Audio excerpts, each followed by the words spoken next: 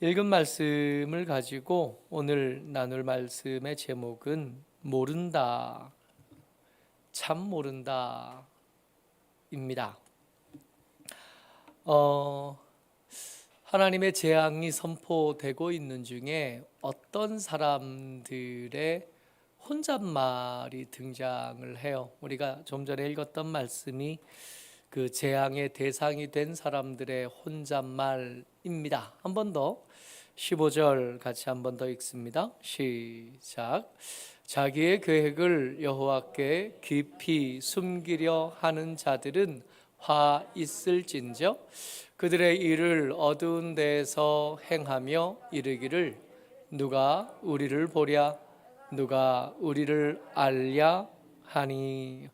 어떤 사람들입니다. 이 어떤 사람들은 하나님의 징계와 저주와 재앙의 대상이 된 사람들입니다.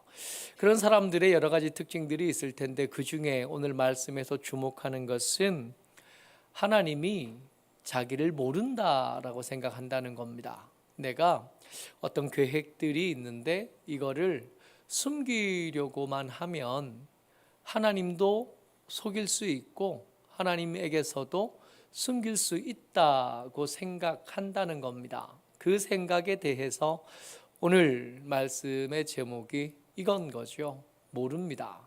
모르는데 어지간히도 몰라요.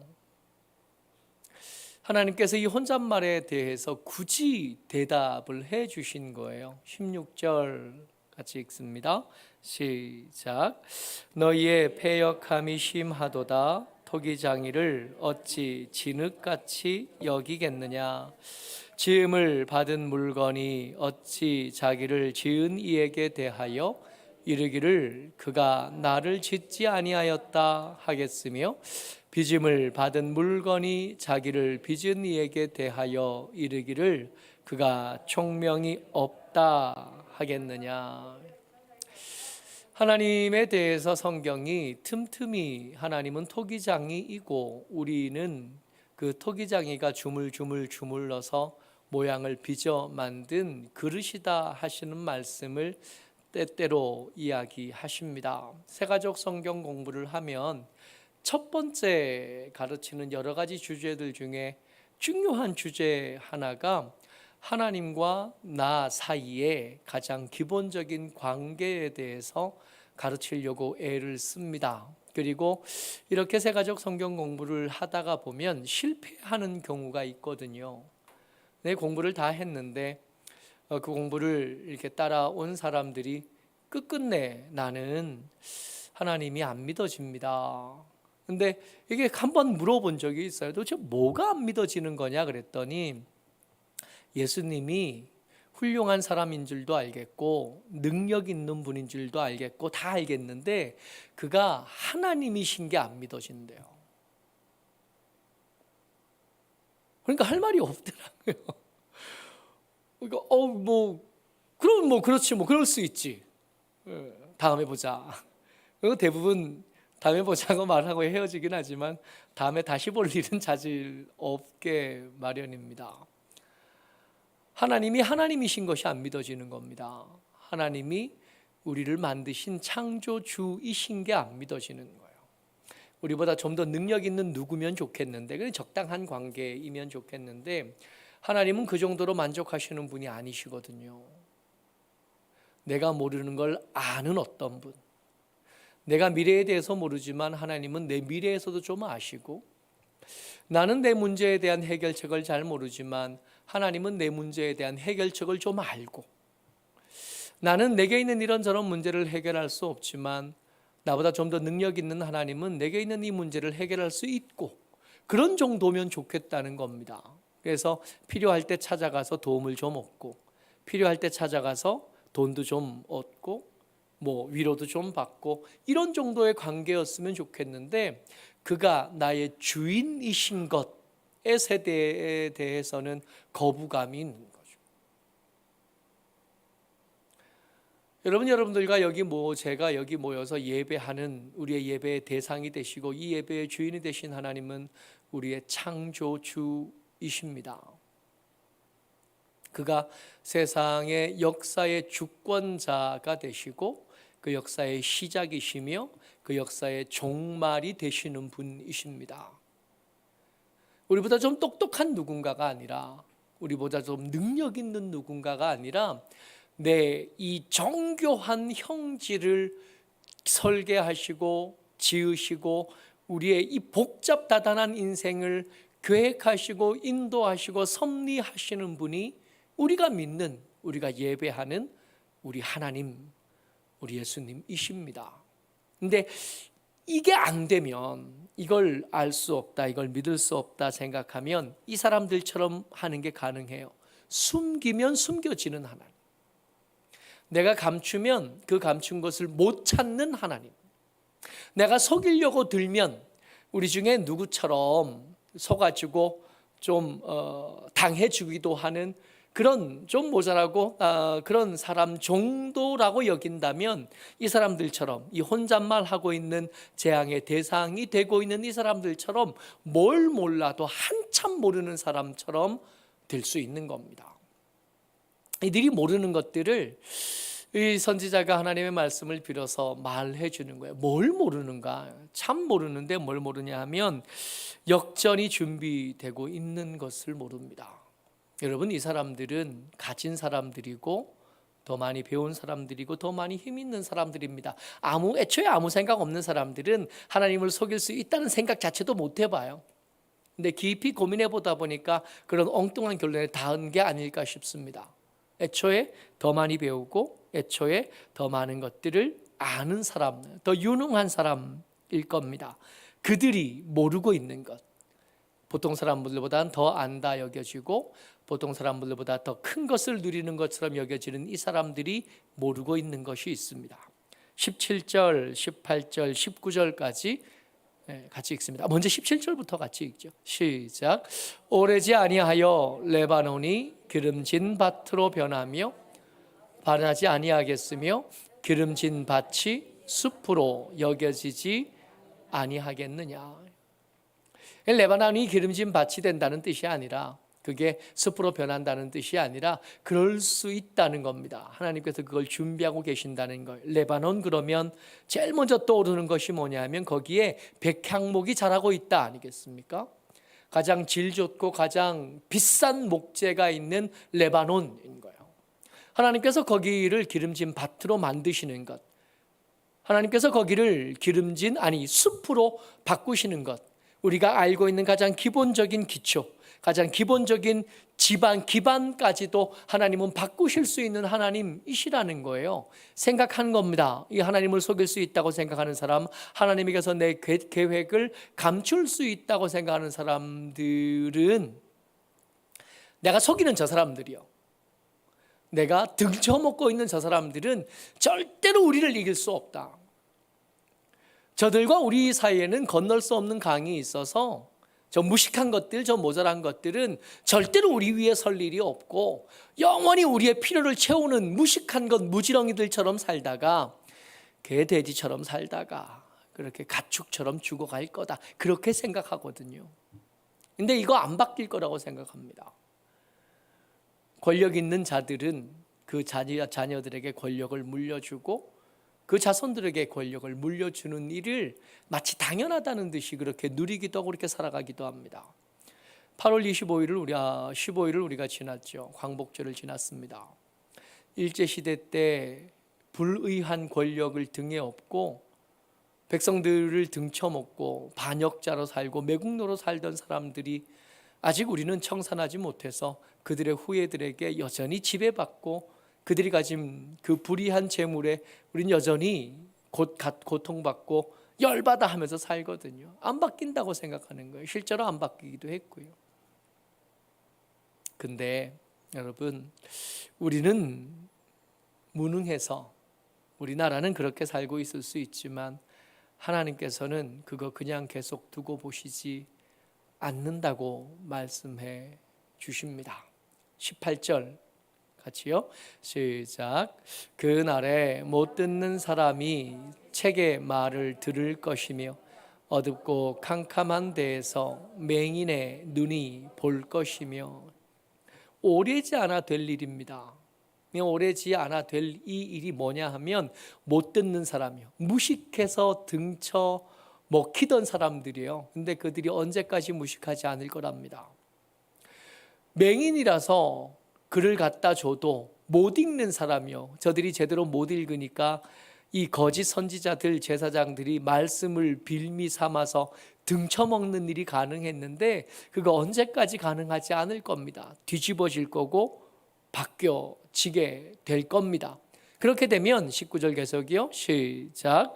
겸손한 자에게 여호와로 말미암아 기쁨이 더하겠고 사람 중 가난한 자가 이스라엘의 거룩하신 이로 말미암아 즐거워하리라.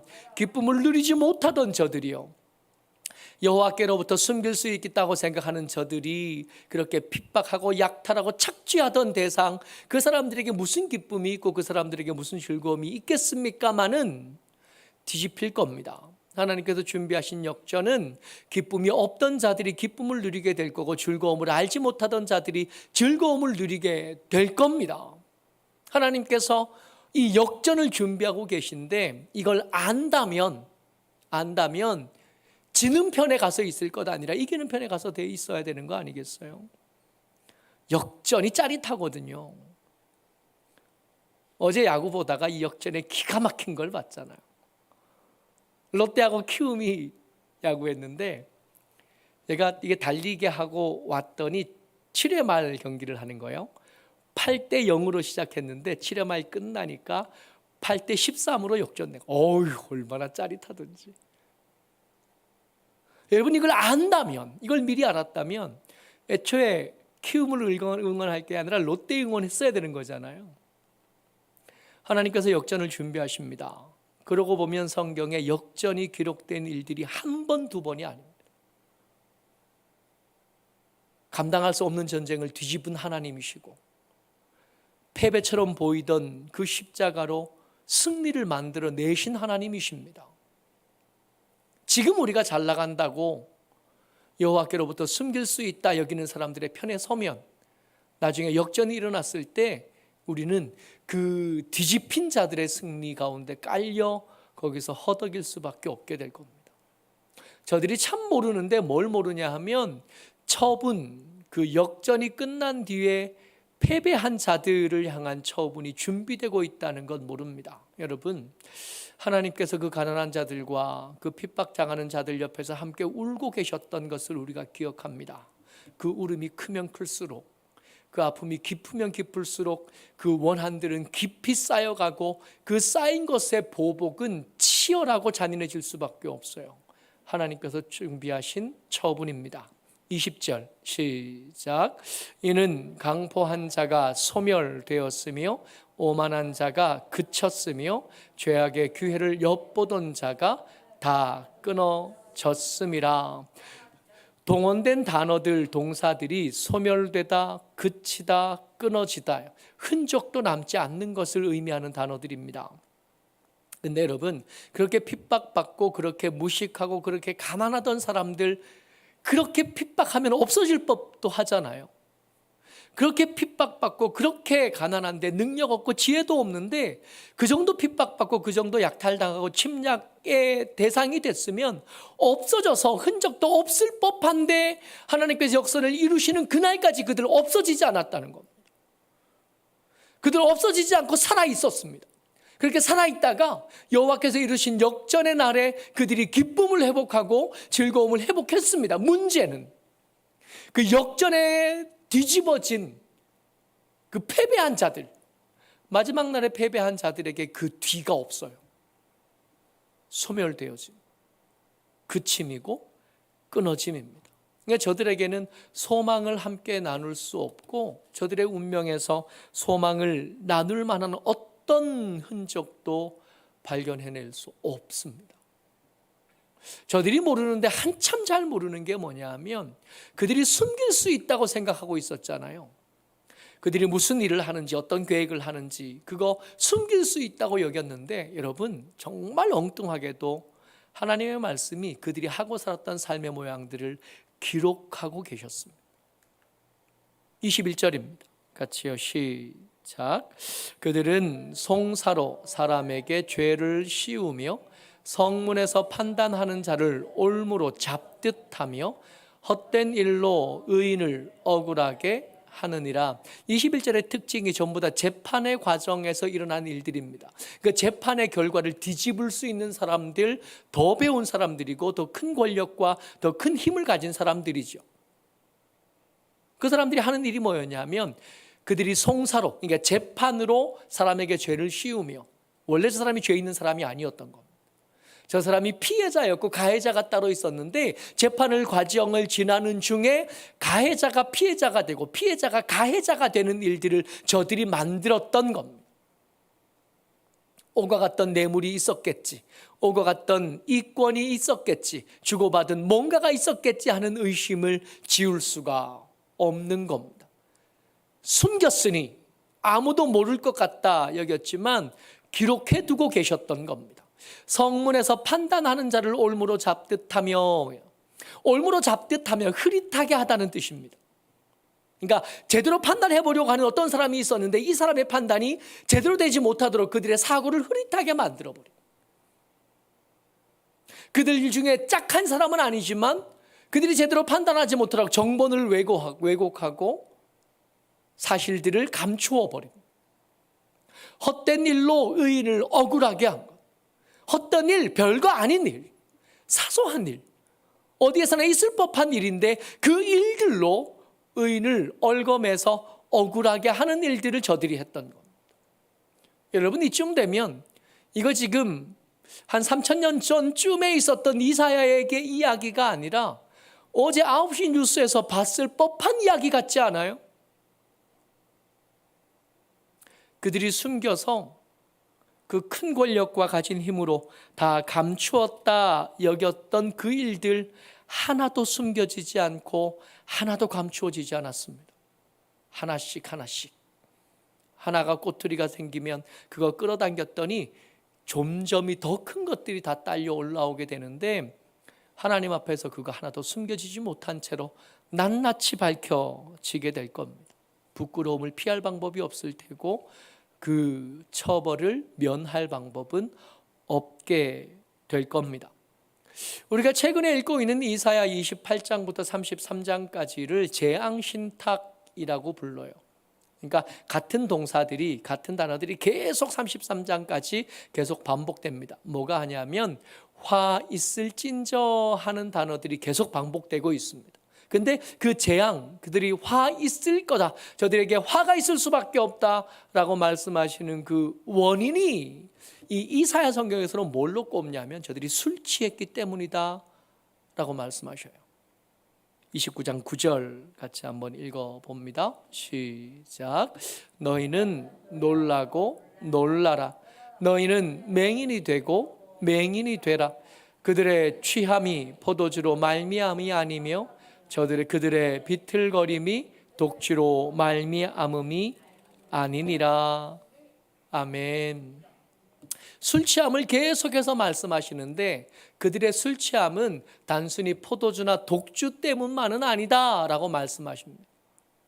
우리를 취하게 하는 것, 우리를 흐릿하게 하고 반듯하게 걷지 못하게 하고 우리가 흔들거리게 만들고 비틀거리게 만들고 옆으로 걷게 만드는 것.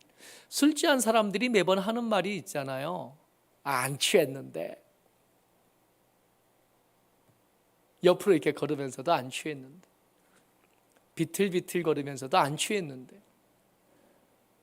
그래서 옛날에는 그랬던 것 같아요. 음주 단속을 하면 경찰들이 내려보세요. 똑바로 한번 걸어보세요. 저는 똑바로 걷는다고 걷는데 옆으로 한쪽으로 이렇게 치우쳐서 이렇게. 근데 술이 취하게 하는 그거요. 내가 걸어가야 될 길을 알지만 그 길로 걸을 수 없게 하는 거, 이게 술 취함이죠. 근데 술 말고도 많은 것들이 우리를 그렇게 만듭니다. 우리를 중독되게 만들어서 옳은 게 뭔지를 아는데 그 옳은 대로 행하지 못하게 하는 것. 수많은 것들이 떠오릅니다. 근데 여러분, 우리가 많은 것들에 취해 사는데 우리를 중독하는 것들이 예전에는 술 정도로 충분했는데 이제는 SNS도 그렇고 이런저런 영상들도 그렇고 돈도 그렇고 요즘에는 뭐 돈 말고도 코인도 그렇고 주식도 그렇고 부동산도 그렇고 세상에 우리의 마음을 뺏어가고 우리를 중독시킬 만한 것들이 너무 많아서 하나하나 꼽기도 사실은 민망합니다. 근데 이 그 술 취함이 하나님의 재앙을 부릅니다. 이걸 그냥 계속 술 취한 대로 살 수는 없잖아요. 이거 위태로운 거 알아요. 이거 위험한 겁니다. 이 술 취한 게 위험하다는 걸 알았으니 이게 심지어 어디까지 가냐 하면 하나님은 모르실 거야 라고까지 간다고요. 이게 위험한 겁니다. 계속 술 취한 대로 살 수는 없어요. 근데 29장 말씀을 마치면서 회복되면 이렇게 될 거야 라고 하나님 꿈꾸듯이 말씀하십니다. 그러니까 회복되면 될 일인데, 그러니까 중독에서 벗어나게 되면 저렇게 될 거라고요. 그러니까 우리가 지금 그때가 아니라도 우리가 중독에서 벗어나기 위해서 이걸 좀 챙겨보면 우리의 비틀거림을 좀 면할 수 있지 않겠나. 우리의 흐릿해진 이 인지를 좀 반듯하게 만들 수 있지 않겠나 말입니다. 29장을 마무리하시는 말씀입니다. 23절, 24절이요. 같이요. 시작. 그의 자손은 내 손이 그 가운데서 행한 것을 볼 때에 내 이름을 거룩하다 하며 야곱의 거룩한 일을 거룩하다 하며 이스라엘의 하나님을 경외할 것이며 마음이 혼미하던 자들도 총명하게 되며 원망하던 자들도 교훈을 받으리라 하셨느니라. 이 술 취함에서 깨려면 몇 가지 이 말씀에서 좀 건져봤는데 이 세 가지 정도가 될 것 같아요. 여호와의 거룩하심을 인정하고, 그러니까 나는 틀리고 하나님이 옳다는 걸 인정하는 것. 나는 더럽혀진 거고 내가 어떤 생각을 하든 그 생각과 하나님의 말씀이 부딪힌다면 내 생각이 옳은 것이 아니라 하나님의 말씀이 옳다고요. 내 생각은 오염되고 내 계획은 뒤틀렸기 때문에 만약에 내 생각과 하나님의 계획, 하나님의 말씀이 부딪힌다면 뭐가 옳다고요? 하나님이 옳다고. 때로는 이 하나님의 말씀이 내 기호에 맞지 않습니다. 이 하나님의 말씀이 내 형편과 사정과 맞지 않습니다. 그럴 때 인정하는 것부터 시작하는 겁니다. 뭐가 옳아요? 하나님의 말씀이 옳습니다. 내가 틀렸고 하나님이 옳습니다. 내가 어그러졌고 하나님이 바르십니다. 이걸 인정하는 것부터 먼저, 이게 술 취하면서 깨는 첫 번째 발걸음입니다. 두 번째, 여호와를 경외함이 두 번째 걸음입니다. 하나님 무서운 줄을 좀 아는 거예요. 이 경외하다, 우리는 경외하다는 단어가 좋은데 사실은 경외하다와 두려워하다가 같은 단어예요. 하나님 무서운 줄을 좀 아는 거예요. 그러니까 내 기호가 아무리 이래도 그 무서운 하나님의 진노를 안다면 알아도 못 가게 되는 거잖아요. 그러니까 내 마음이 움직여서 하고 싶은 대로 하는데 그게 하나님의 뜻이면 좋겠지만 내게선 그런 일이 잘 안 일어나요. 내가 억지로라도 해야 되는데 그 억지로라도 하려면 하나님이 무섭다는 걸 좀 회복했으면 좋겠어요. 내가 생각한 것보다 하나님 훨씬 더 무서우십니다.